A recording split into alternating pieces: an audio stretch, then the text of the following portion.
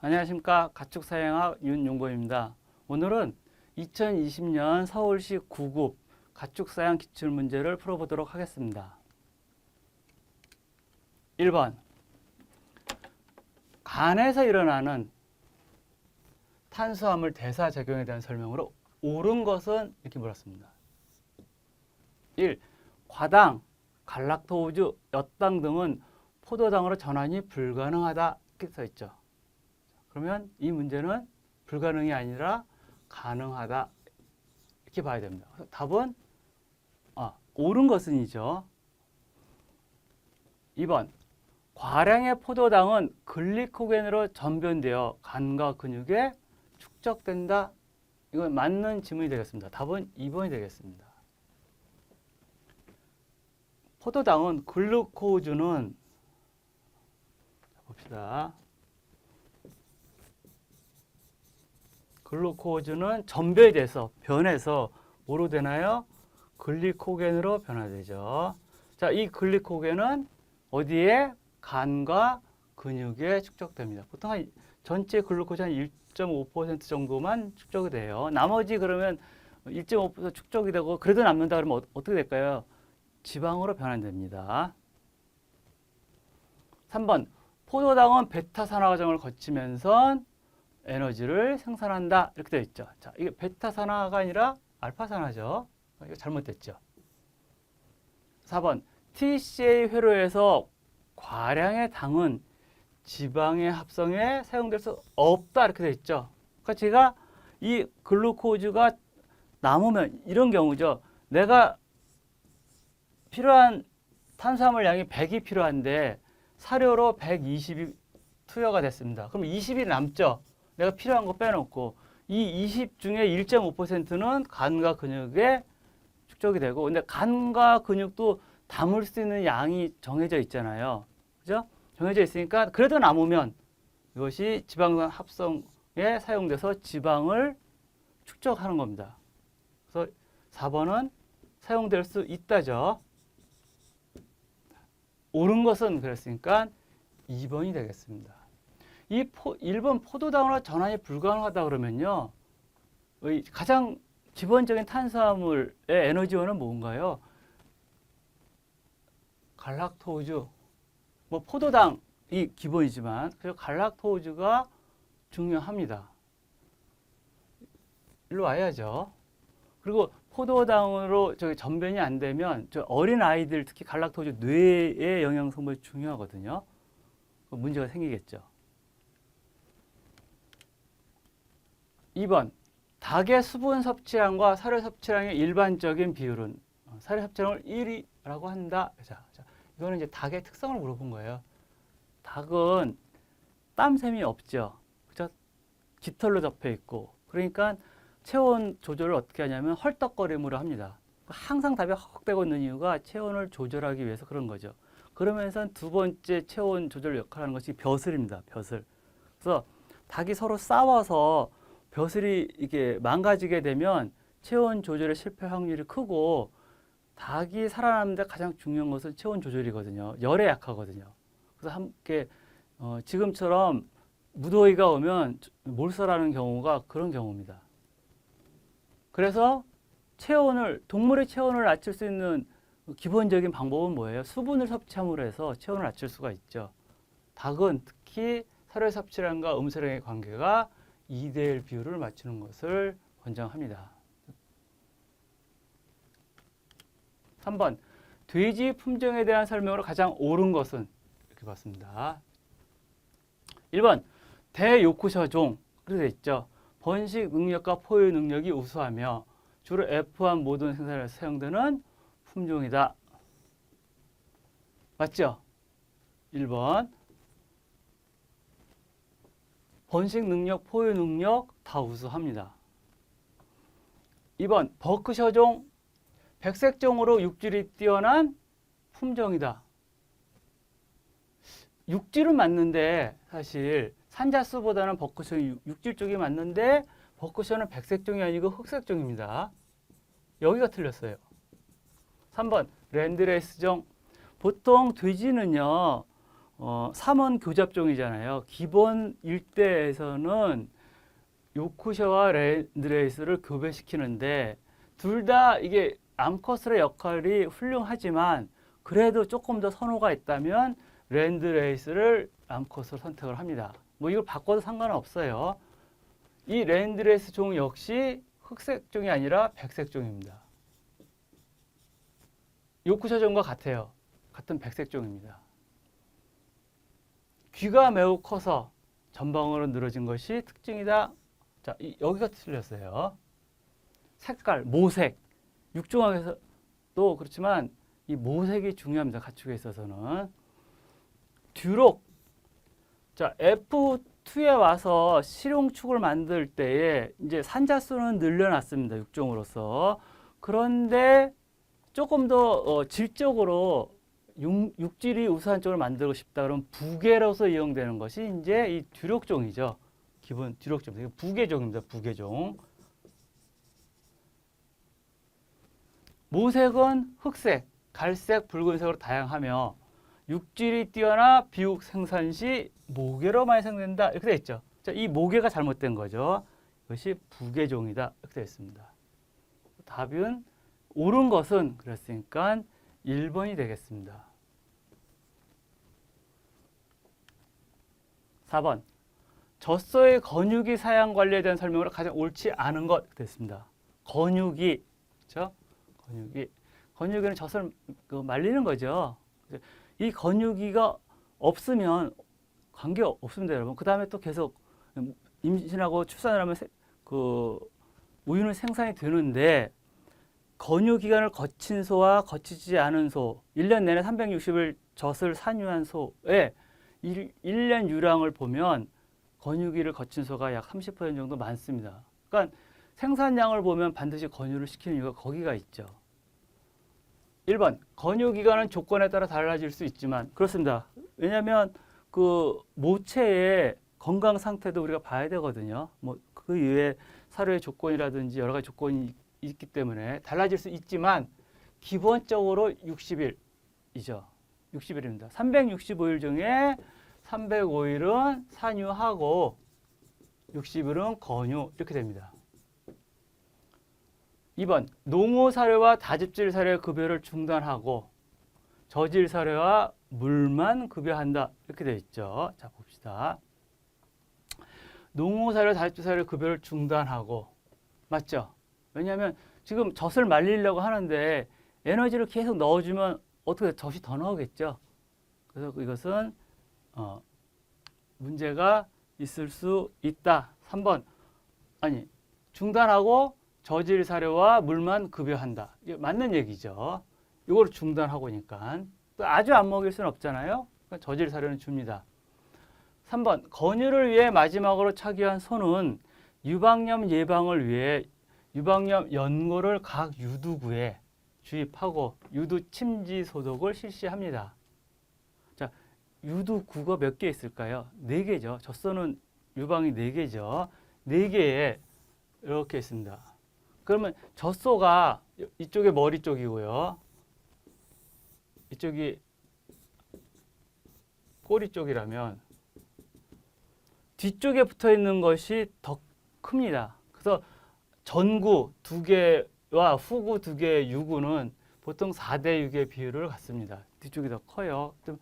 젖꼭지는 이게 4개가 되겠죠. 여기다 각자 연고를 발라서 유방염을 예방을 합니다. 그러니까 젖소 사용에 있어서 가장 중요한 것은 비유량이기 때문에 이 유방염이 오는지 안 오는지가 생산량을 좌우합니다. 예를 들어서 4꼭지 중에 한 꼭지만 유방염에 걸렸어요.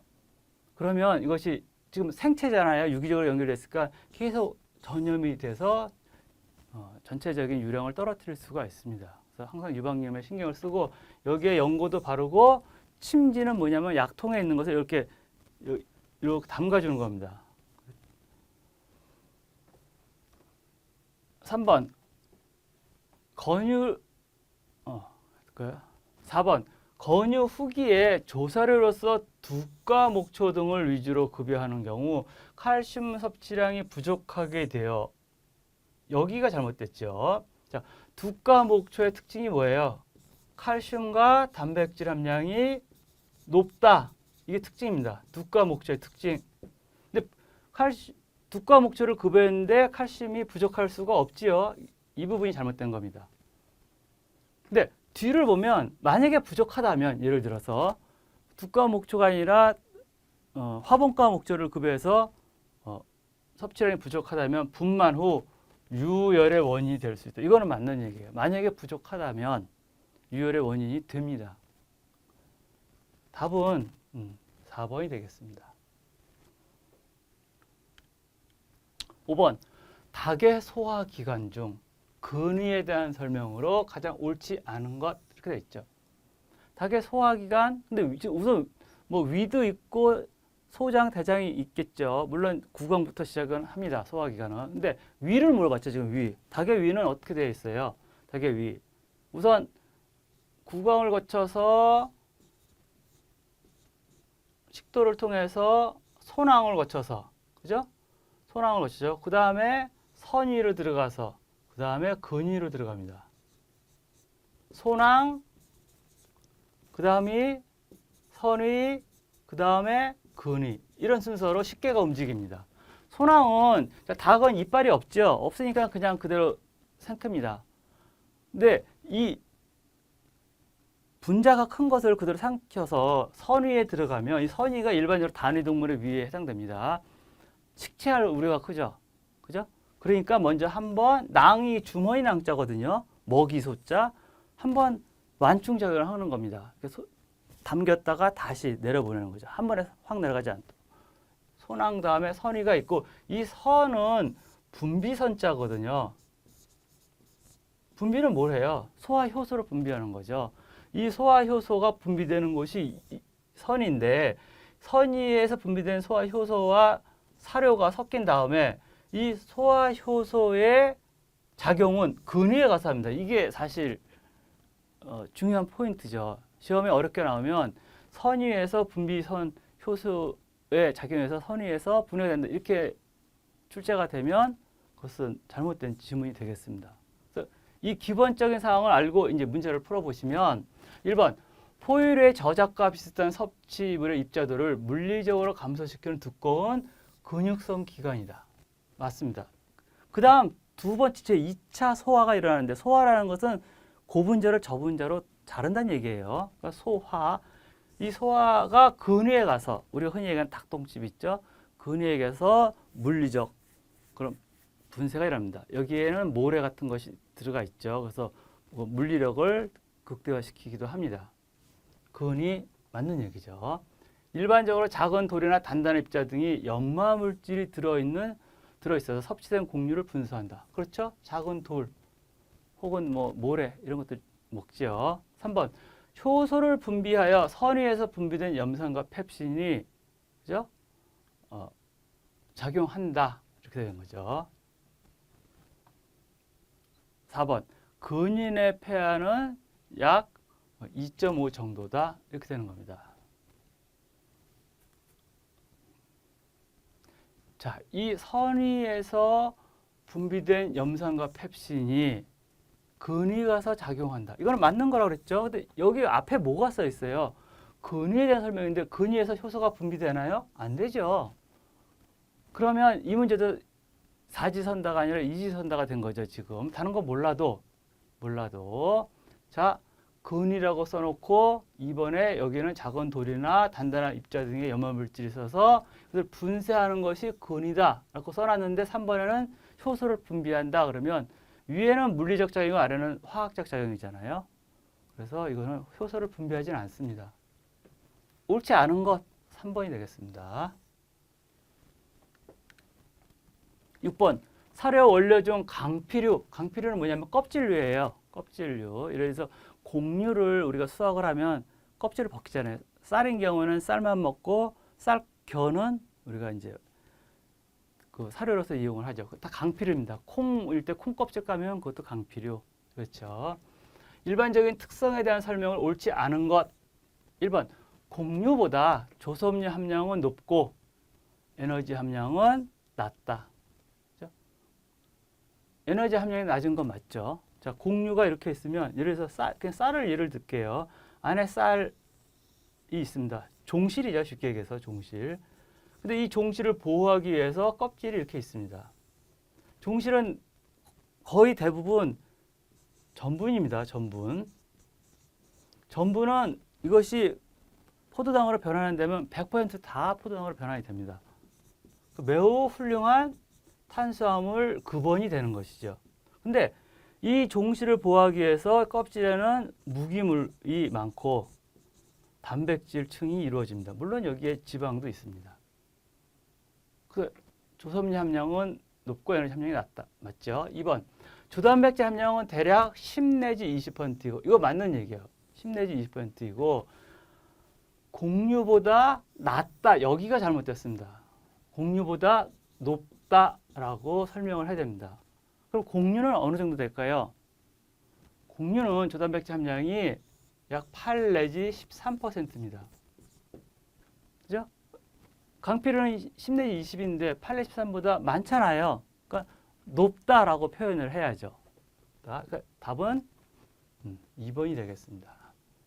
3번 부피가 커서 가축이 변비 예방용으로 사용될 수 있다. 맞습니다. 이게 이제 섬유 물질이거든요. 그래서 변비 예방용입니다. 3번 비타민 B군 함량은 비교적 풍부하다. B군 뭐 B1, 지아민, 리보플라빈, B3, 나이아신, B5, 판토텐산, B6, 피리독신, B12, 코발아민 이런 것들이죠. 그게 다 B군입니다. 그런 것들이 풍부합니다. 그래서 자, 강피르를 같이 사료에 섞을 거냐 말 거냐.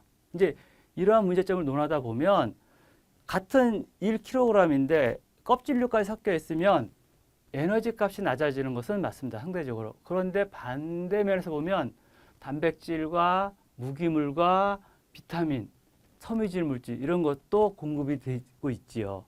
그래서 영양적 면으로 보면 소화력이 동일하다는 조건에서는 껍질째 먹이는 것이 훨씬 좋죠.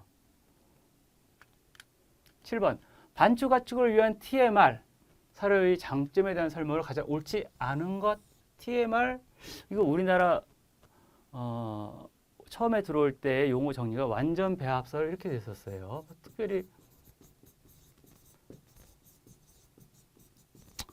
맨 처음 이거를 시작한 것은 이스라엘입니다. 이스라엘에서 TMR 사료를 응용을 했어요. 왜냐하면 거기도 국토는 좁고 생산량은 많이 나타나야 되는데 농호 사료만 계속 반추동물에 급여하면 여러 가지 소화 기능 장애가 일어나거든요.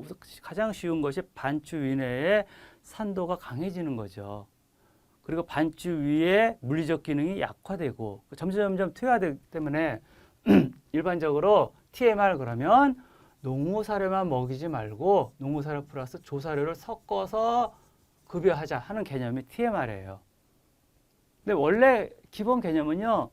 조사료를 먼저 주고요. 그다음 위에 용적을 워밍업 시킨 다음에 위에 기능을 농후 사료를 주면 훨씬 더 같은 사료지만 이용 효율이 높아집니다. 문제는 뭐가 있어요? 2번 줘야죠. 사료 급여 작업을 2번 해야 되는 거예요. 그러니까 이거를 그냥 한 번으로 만들어 놓은 것이 TMR 사료입니다.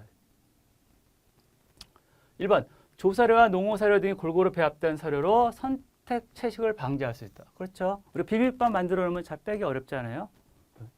좋은 면입니다. 2번 반추인의 폐화 변화를 증가시켜서 소화율을 증가시킨다. 이렇게 되어 있죠. 자, 여기 조사료가 섞였죠. 폐화 변화를 증가시켜서 소화율을 증가시킨다. 이 부분이 잘못됐어요. 폐화를 안정화시킨다. 이렇게 봐야 되죠. 3번 균형 잡힌 사료 섭취를 통해 사료의 효율을 개선시킨다. 맞죠? 여러 가지 다 섞어서 선택 채식을 막아놓은 거예요. 각각의 단미 사료마다 별도의 영양 성분이 있거든요. 부조원 자원의 활용으로 사료비를 절감할 수 있다. 어찌 보면 이 4번이 가장 큰 역할을 합니다. 왜? 부산물로 나온 것들을 사료로 섞어줘야 되는데 가축이 별로 기호성이 없어요. 근데 영양학적으로 괜찮거든요. 그럼 맛있는 사료와 섞어서 주는 겁니다.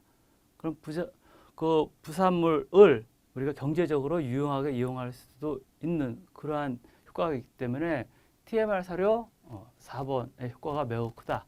라고 볼 수가 있습니다. 근데 장점이 아닌 것은 시험에서 물어봤으니까 답은 2번이 되겠습니다. 8번.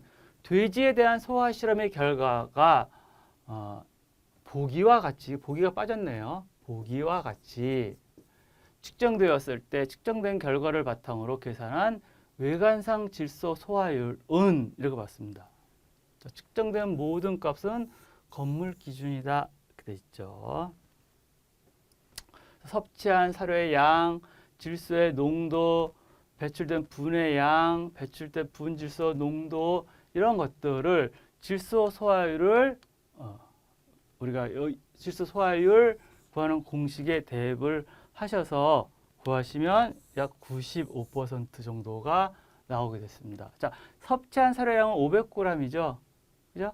500g 중에 20%죠. 0.2를 곱해 주는 거죠. 그죠?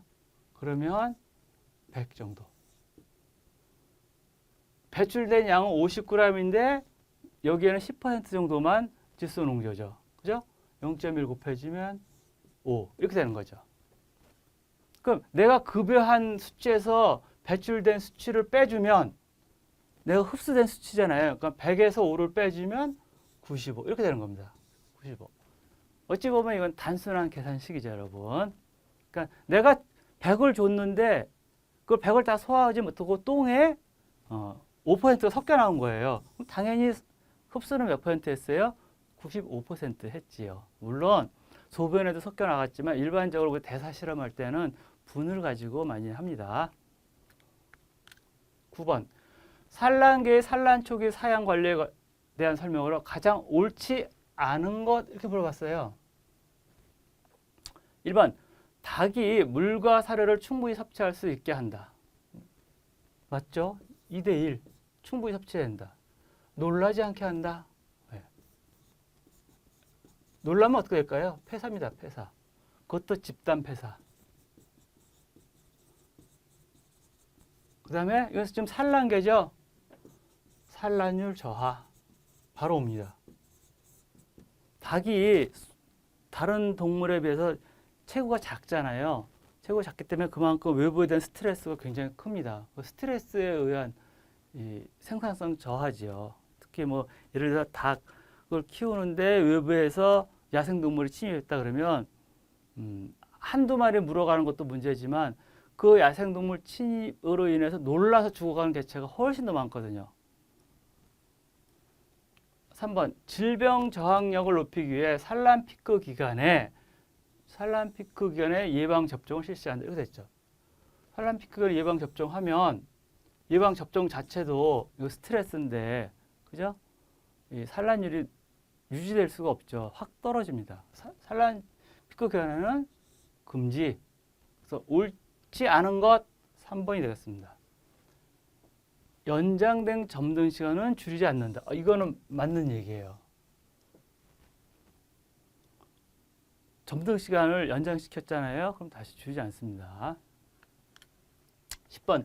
필수 영양소 중 비타민에 대한 설명으로 가장 옳지 않은 것. 자, 여기 옳지 않은 것들. 1번. 유기물이며 비타민 유기물입니다, 여러분. 무기물이 아니죠.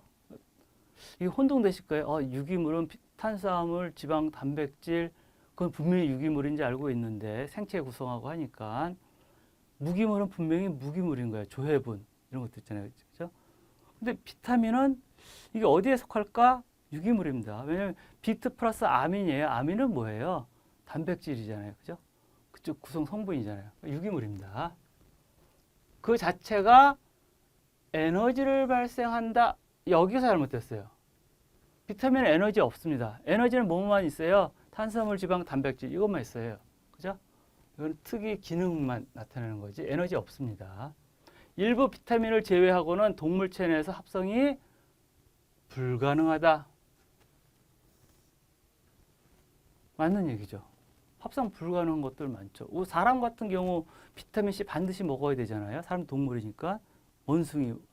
원숭이하고 사람은 비타민C 합성 못하니까 반드시 먹는 거예요. 그런 경우. 3번 일반 원료 사료에 자연적으로 존재하지만 요구량에 미달하거나 이용성이 매우 낮을 수 있어 별도의 사료에 첨가해 줄 필요가 있다. 자, 그래서 비타민은 보통 어떤 형태로 첨가한다? 첨가제 형태로 첨가합니다. 보통 프리믹스 만들어서 첨가를 해주게 됩니다. 이 프리믹스는 예비 배합이라는 뜻이에요. 그러니까 비타민 B1, B2, B3 이런 것들이 많은데 양은 아주 적거든요. 적으니까 이것을 넣으면 톤수로 뭐 수십 톤, 수백 톤 한꺼번에 이렇게 비빌 수가 있는데, 근데 거기에 조금 넣어서 그게 한쪽으로 몰려버리면 사료에 다 골고루 갈 수 없잖아요. 그러니까 그걸 다 모아서 한번 배합해 놓은 겁니다. 비타민만 따로. 4번 요구량을 충족하지 못하면 각 비타민 고유의 특정 결핍 증상이 초래될 수 있다. 맞죠? 비타민과 무기물은 주로 뭘 정리하셔야 돼요? 결핍증. 물론 특성도 중요하지만 기능도 중요하지만 시험 면에서 보면 결핍증을 정리를 잘 하셔야죠. 11번 포유자돈에 대한 설명으로 가장 옳은 것은 1. 소화 및 흡수 기능이 충분히 성숙한 상태이다. 포유자돈, 지금 젖 먹고 있잖아요. 젖 먹고 있는 그런 어린 생명체가 소화, 흡수 기능이 충분히 성숙한 상태일까요? 그러면 사료 먹이면 되죠. 아니거든요. 충분히 성숙된 상태가 아니죠. 2번 초유 섭취 과정에서 모든의 면역 글로빈을 전달받는다. 이거 매우 중요한 얘기죠. 옳은 것이잖아요. 맞는 얘기입니다. 그래서 초유를 얼마나 충분히 먹었느냐가 그 개체의 건강을 좌우합니다. 특히 면역에 관해서. 그렇죠? 3번 태반을 통해 충분한 철분을 공급받는다. 이게 이 부분이 옳은 거잖아요. 그럼 답이 2번이니까 3번은 아니겠죠. 태반을 통해 충분한 철분을 공급받지 못한다. 이 돼지의 특징이죠. 그래서 태어나자마자 1차 철분 접종, 그죠? 그럼 다음에 2차 접종, 2번 접종 반드시 하죠. 충분히 받았으면 철분 접종하겠어요? 아닙니다. 태어나자 바로 합니다. 유당 분해 효소, 락타제입니다. 비롯한 여러 소화 효소의 분비가 부족하다. 맞는 얘기예요. 부족합니다. 왜? 아직 충분히 성숙하지 못하니까. 그렇죠? 12번 소의 침의 특징 및 기능에 대한 설명을 가장 옳지 않은 것 이렇게 물어봤어요. 소의 침 수분과도 관련이 있고 1번 건조한 사료의 수분 함량을 높여 저장 및 식혜 형성을 촉진한다. 맞는 얘기예요. 이것을 연화작용 이렇게 얘기를 합니다. 건초를 먹으면 마른 것을 먹을 때 들어갈 때 까까까하고 잘 안 넘어가거든요. 그러니까 침을 통해서 섞어 넣어서 넘어가면 넘김이 부드럽죠. 맞습니다. 2번 반추위 미생물의 성장에 필요한 영양소를 공급합니다. 침인데 수분이잖아요? 아니죠. 침에는요 무기물이 들어있죠. 잔뜩 들어있죠. 그죠? 무기물을 공급합니다.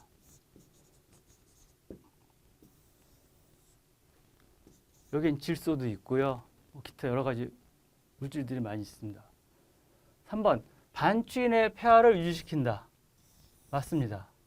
특히 침 내에 들어가는 수분 성분이 이 폐하 유지에 도움을 줍니다. 4번 거품 생성을 촉진하여 고창증을 유발한다 하는 거죠. 자, 옳지 않은 것이죠. 고창증을 예방한다 이렇게 돼야 되죠. 근데 거품을 촉진하나요? 아니죠. 거품 촉진을 하지 않습니다. 거품 생산도 방지합니다. 자, 소가 침을 자기 위 용적만큼 하려 흘립니다. 그 소 위의 용적은 일반적으로 평균으로 볼 때 한 200리터 잡죠. 그러면 200리터면 드럼통 한 통 용적이거든요. 침을 계속 흘립니다. 침을 많이 흘릴수록 그 동물은 소뿐만 아니라 건강한 소입니다. 왜냐하면 여기서 얘기했듯이 연화작용도 하고 위의 기능도 도와주고 하기 때문에 그래요. 거기 침 자체 내에 영양소도 있고. 그런데 침을 많이 흘리는 것은 좋은데 거품이 형성됐다는 것은 이게 질병이 발생했다는 얘기예요. 질병. 그래서 고창증이 왔구나. 이것을 우리가 유추해 볼 수 있는 겁니다. 고창증이라는 것은 그 가스가 메탄가스가 차서 콩가작물류 특히 먹었을 때 팽팽해져서 이 가스가 트림이나 방구로 나와야 되는데 못 나와서 왜 못 나와요? 위에서 포말이 생겨서 내 기도를 막은 거예요. 그러면 기도는 막혔는데 계속 가스는 나서 팽창하게 되면 내가 내 기도를 막아서 질식해서 죽는 거거든요. 그게 고창증입니다. 그래서 옳지 않은 것은 그러면 촉진을 하면 안 되고, 그래서 침은 유발이 아니라 예방한다. 이렇게 이 지문이 맞습니다. 13번. 돼지의 소화기관 중 대장의 특징과 기능에 대한 설명을 옳지 않은 것. 자, 돼지 그러면 단위동물이구나. 일반적으로 생각하세요.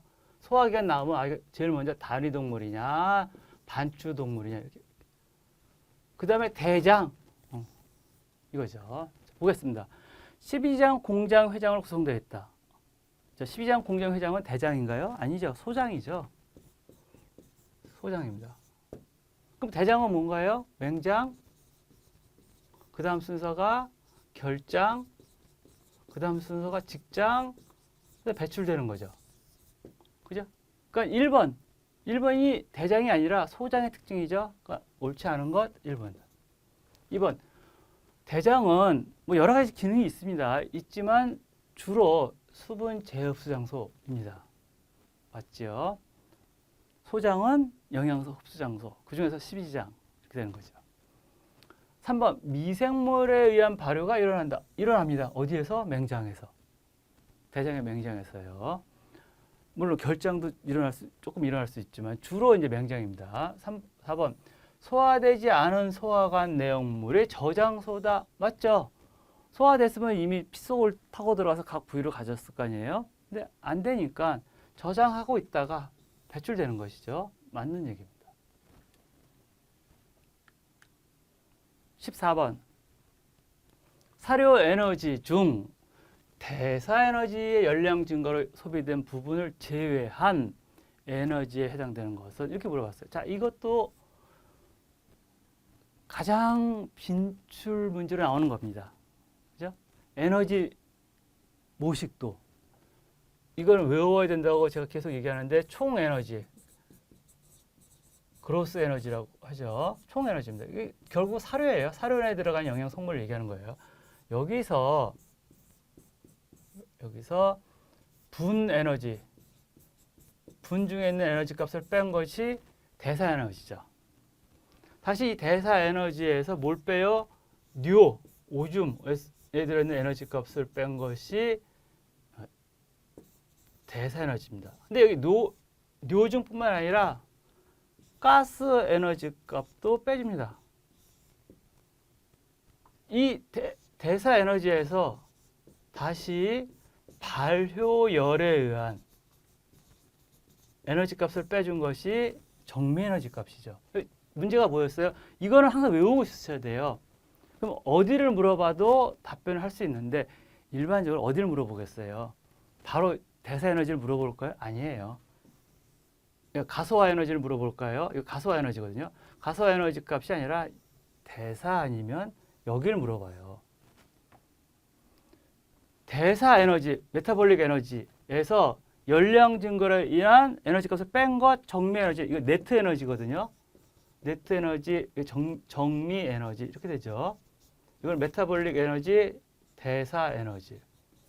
D는 다이제스티블 에너지, 가소화 에너지. 그렇게 되는 거죠.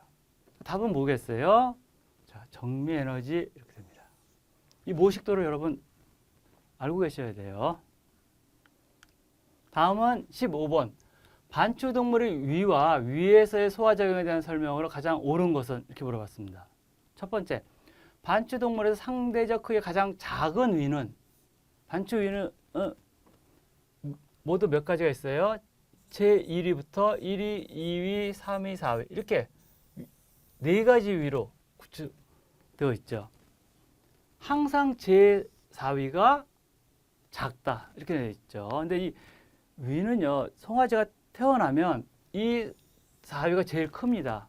4위가 한 80% 차지하고 나머지 1, 2, 3위가 한 20% 정도 됩니다. 근데 이 소가 커가면서 성체가 되면 비율이 역전합니다. 그래서 제 1, 2, 3위가 80% 정도 되고 4위가 한 20% 됩니다. 물론 그 1, 2, 3위 중에서 대부분 1위가 차지합니다. 그래서 항상 4위가 가장 작지는 않습니다. 2번, 반추위에서 생성되는 비율이 가장 높은 가스는 이산화탄소와 질소에 되어 있죠. 근데 이산화탄소, 질소가 아니라 가장 높은 비율은 메탄가스입니다.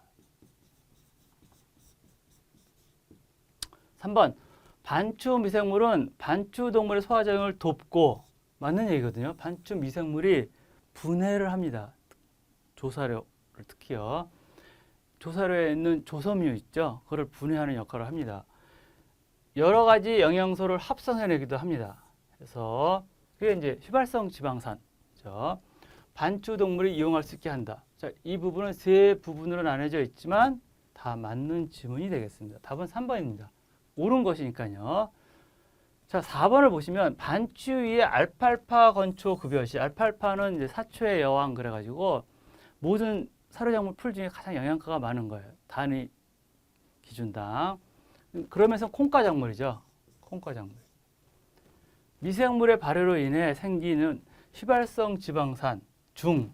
휘발성 지방산은 아세틱 애시드에서 초산, 프로피오닉 애시드 해가지고 프로피온산. 그 다음에 뷰트릭 애시드 해가지고 낙산 이렇게 됩니다. 이 세 가지를 나타내죠. 그런데 이 세 휘발성 지방산 중에서 생산량이 가장 많은 것은 프로피온산이다 이렇게 표현했거든요. 초산이다 이렇게 보는 거죠. 그래서 이거는 잘못됐다. 답은 3번이 되겠습니다. 16번, 양돈 사료 중 원료 사료별 제1 제한 아미노산에 대한 설명 중 옳지 않은 것. 자, 여기 있습니다. 중요한 것은 제1 제한 아미노산 이렇게 되는 거죠. 제1 제한 아미노산은 뭔가요? 개념을 알면, 자, 아미노산 그러면 단백질의 최종 분해 산물이죠. 근데 일반적으로 단백질은 아미노산 종류는 꽤 많습니다. 많은데 현재 지구상에서 생존하고 있는 동식물체의 단백질을 구성하는 아미노산은 약 20가지입니다. 20여 종이 관여합니다.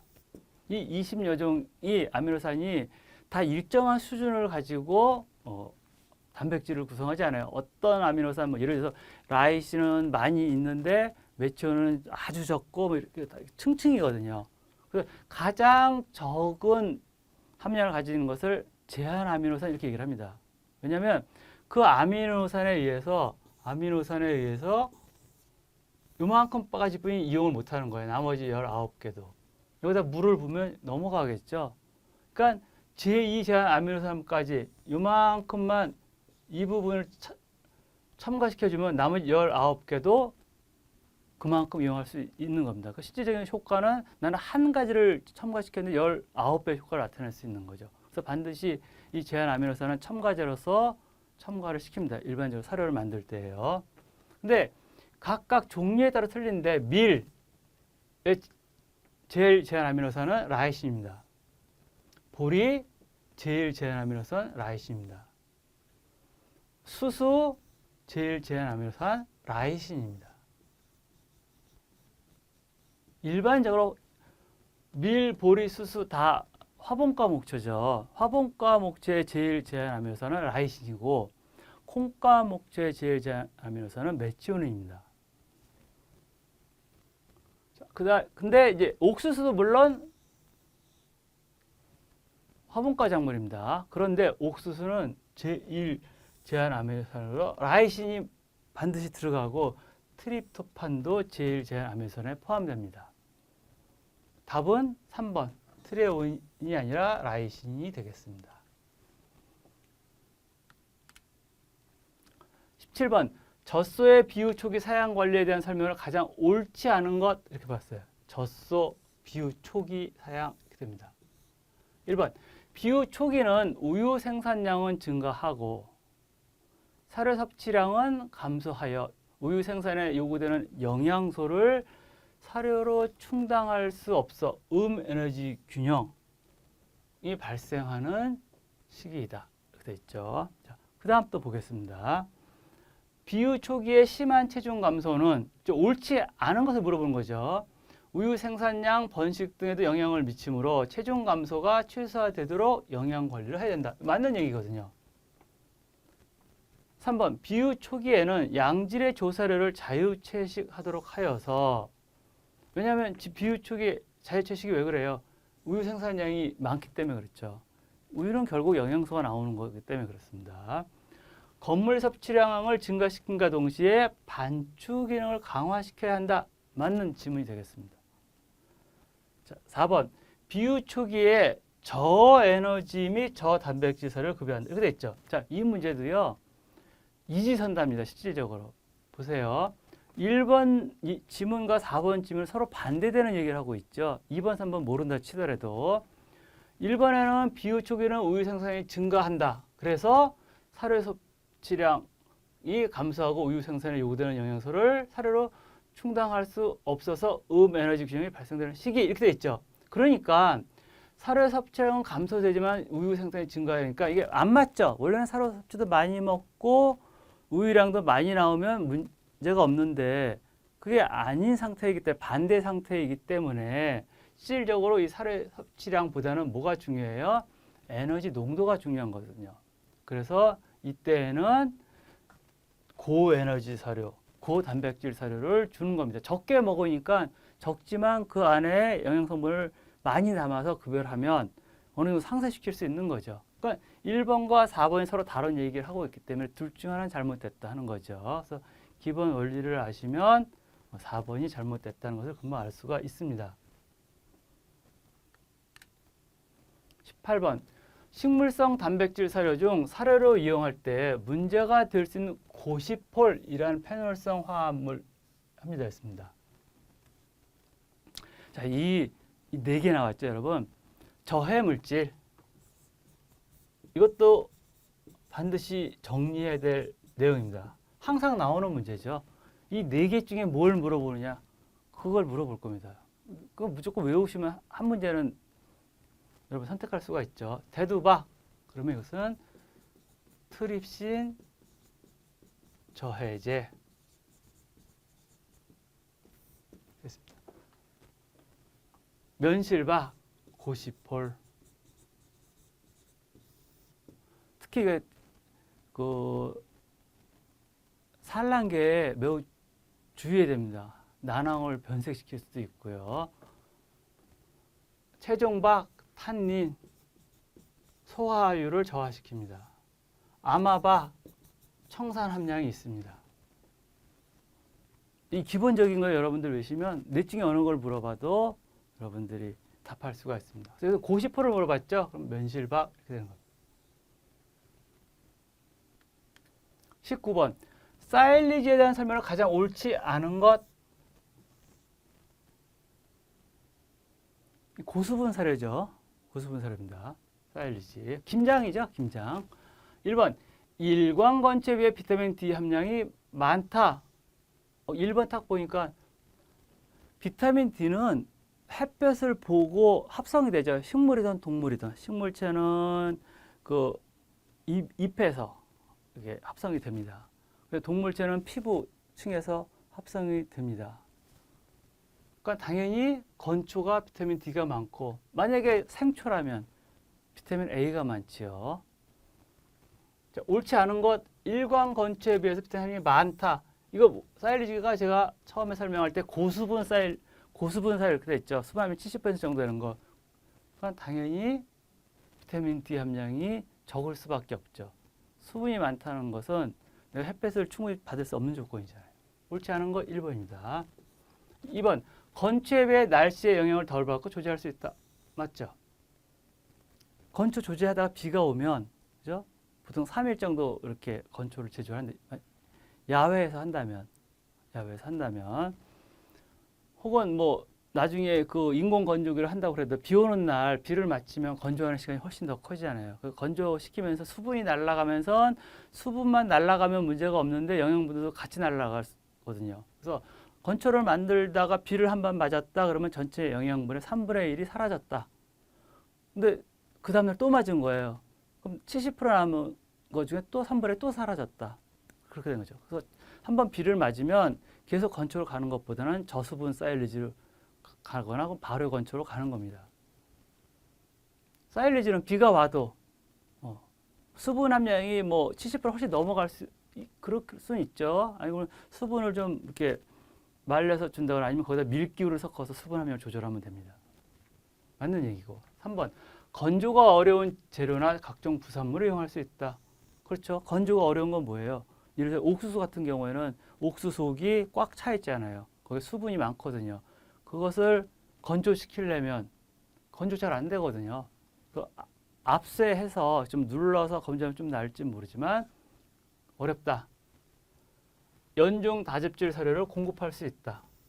자, 여기서 연중 이렇게 돼 있죠. 이게 저장성을 물어본 거죠. 사일리지는 저장 사료입니다, 여러분. 우리가 김장김치 담그는 것은 겨울철에 먹으려고 저장하는 거잖아요. 그러니까 4번도 맞는 지문이 되겠습니다.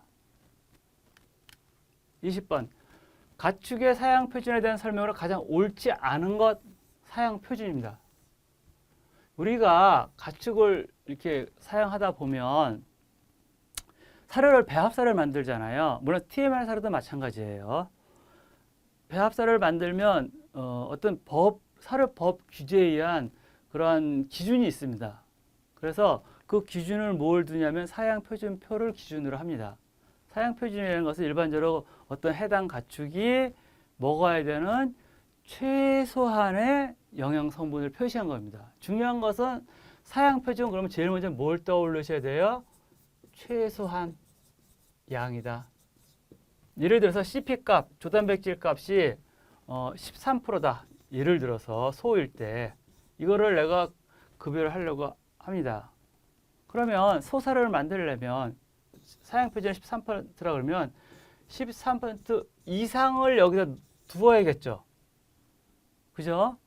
이상을 두어야 됩니다. 근데 내가 실제로 사료를 만들 때 가장 그 원료값이 중요한 것은요. 동물성 단백질 사료 가격이 전체 사료 가격을 저하할 수 있어요. 물론 옥수수 가격도 중요하긴 한데 이게 제일 중요하거든요. 그러니까 만드는 입장에서 보면 13% 이상으로 만들면 되는데 내가 여기다 15% 이상 만들어서 그러면 이제 품질은 좋아졌죠. 다른 업체와 경쟁을 할 수 있느냐 혹은 뭐 불필요하게 과하게 영양소 공급될 우려도 있고요. 뭐 여러 가지 이유가 있습니다. 그래서 이 사양 표준은 최소량, 최소한 이거는 먹어야 된다 하는 게 사양 표준의 개념이에요. 1번을 보시면 가축의 영양소 요구량을 합리적으로 제시한 일종의 급여 기준이에요. 맞습니다. 탄수화물은 얼마, 지방, 단백질, 칼슘, 인, 뭐 이런 것들 있잖아요. 그런 것을 기본 처방식 그렇게 제시한 겁니다. 가축의 종류, 생육시기, 사용 목적 등에 따라 차이가 있을 수 있어요. 그렇죠? 소는 소인데 한우냐, 아니면 젖소냐 다르죠. 전혀 개념이 다릅니다. 생육시기 내가 어린 송아지인데 내가 어른 소 먹이를 먹으면 안 되잖아요. 이런 가축은 그런 경우가 없는데 반려동물 사료 보면 전 연령 사료 이런 경우가 있는데 그거 잘 이해가 저는 안 돼요. 강아지하고 성견하고 노른견하고 같은 사료를 먹는다 그러면 일단 셋 중에 하나는 맞겠죠. 근데 나머지 둘은 틀렸다는 얘기거든요. 3번. 한국 사양 표준은 한우, 젖소, 돼지 및 가금을 대상으로 제정되었다. 우리나라 사양 표준이 있습니다. 일본도 있어요. 일본 사양 표준. 영국도 ARC라고 있습니다. 사양 표준 이름이에요. 근데 왜 굳이 여기 한국의 사양 표준 이렇게 썼을까요? 우리나라는 어떤 사양 표준을 쓸까요? NRC죠. 미국에서 제정된 것. 우리나라뿐만 아니라 전 세계가 NRC를 거의 기준으로 합니다. 왜 그럴까요? 우리나라에 사료 원료가 없어요. 거의 100% 다 수입이거든요. 볏짚 빼놓고는. 그러니까 이 사양 표준표를 만들려면 재료의 그 영양 성분을 분석해서 가축한테 얼마를 먹여야 되는지를 우리가 제시해야 되잖아요. 근데 사료를 우리나라에서 가축이 자란다고 해서 미국에서 자라는 것을 먹이는데 이게 안 맞거든요. 그래서 할 수 없이 NRC 사양 표준에 의해서 설명을 합니다. 사실 이 앞에 NRC 사양 표준이 좀 빠지긴 했어요. 사양 표준에서는 최대 영양소 요구량을 제시한다. 자, 여기가 틀렸죠. 이거 가장 기본적인 문제예요. 사양 표준은 최소 영양소 표시 기준입니다. 답은 4번이 되겠습니다. 자, 이번 시간에는 2020년도 서울시 9급 가축 사양 문제를 풀어보았습니다. 수고하셨습니다.